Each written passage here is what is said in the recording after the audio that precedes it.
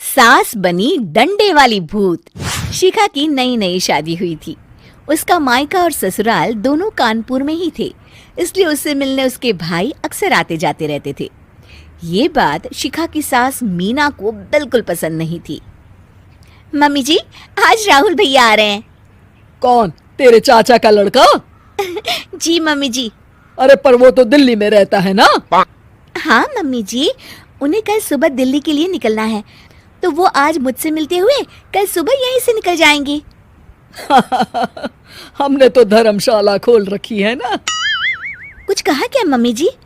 मैंने कहा हाँ हाँ, आने दे तेरे भैया को, जमकर खातिरदारी करेंगे।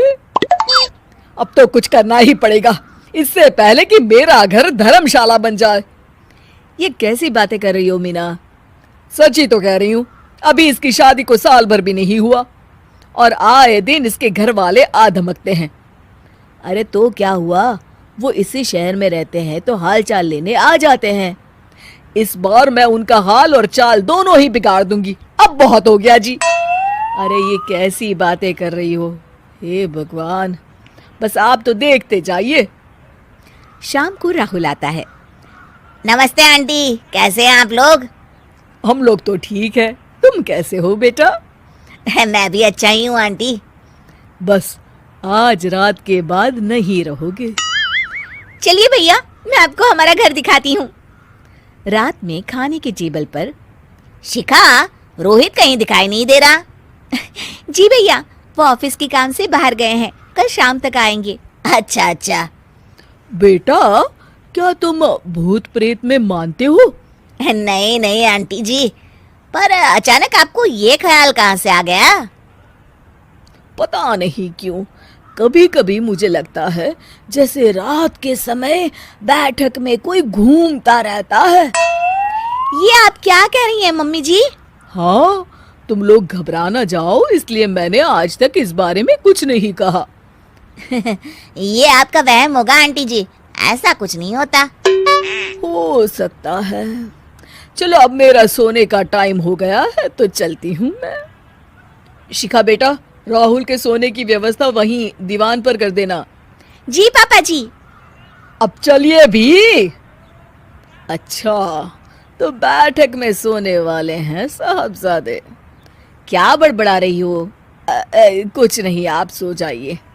मीना और महेश के सोने के बाद शिखा और राहुल आपस में बात कर रहे होते हैं, तभी डोरबेल बजती है। अरे आप! सरप्राइज! काम जल्दी खत्म हो गया तो मैं आज ही चला आया। ये तो बहुत अच्छा किया। देखिए राहुल भैया भी आए हुए हैं, आप दोनों का मिलना भी हो जाएगा। कैसे हो रोहित? मैं तो ठीक हूँ भैया। शिखा, मैं भी आज यहीं सो जाता हूँ, राहुल भैया से बातचीत भी हो जाएगी। अच्छा अच्छा, ठीक है। मीना आधी रात को उठती है, कंबल मुंह से पैर तक ओढ़ के डंडा लेके बैठक में आती है और देखती है दीवान पर चादर ओढ़े कोई लेटा हुआ है। देखो तो कैसे मजे से सो रहा है बहन के ससुराल में। मीना ताबड़तोड़ 4-5 डंडे मार देती है। अरे मर गया, अरे बचाओ बचाओ, कौन है? मीना जल्दी से अपने कमरे में भाग जाती है। हे भगवान, ये मैंने क्या किया? ये रोहित कहाँ से आ गया? लगता है ये नालायक राहुल मेहमानों वाले कमरे में सो गया होगा। आज तो इसकी खैर नहीं। उधर बैठक में, अरे क्या हुआ रोहित? मैं बाथरूम में था, तुम्हारे चिल्लाने की आवाज सुनी। पता है भैया, मैं सो रहा था, अचानक से कोई आकर मुझे डंडे मारने लगा। ये क्या कह रहे हो?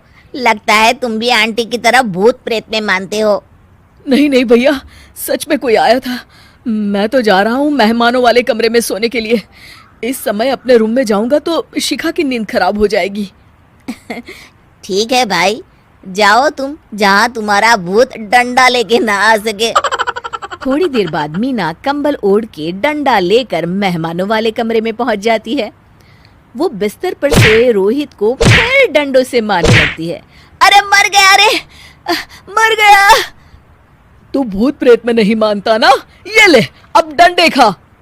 हैं? ये तो माँ की आवाज है। रोहित कंबल खींच देता है। बेटा तू! अरे ये क्या कर रही हो माँ? मार मार के मेरा भरता बना दिया आपने। माफ कर दे मेरे लाल, मैंने तो तुझे ही मार मार के लाल कर दिया। मैं तो उस राहुल के बच्चे को सबक सिखाना चाहती थी। राहुल भैया को? हाँ बेटा, मुझे लगा अगर उसे डंडे मारूंगी तो शिखा के मायके वाले यहाँ आना छोड़ देंगे। हे भगवान, माँ ये घर शिखा का भी है, उसके घर वाले जब चाहे आ सकते हैं। हाँ बेटा, आज मुझे भगवान का इशारा समझ में आ गया। मैं कितना गलत करने चली थी और अपने ही बेटे को चोट पहुंचा दी। अब चुपचाप जाके सो जाओ माँ, और किसी को कुछ बताने की जरूरत भी नहीं है। शिक्षा दूसरों का बुरा चाहने वालों के साथ भी बुरा ही होता है।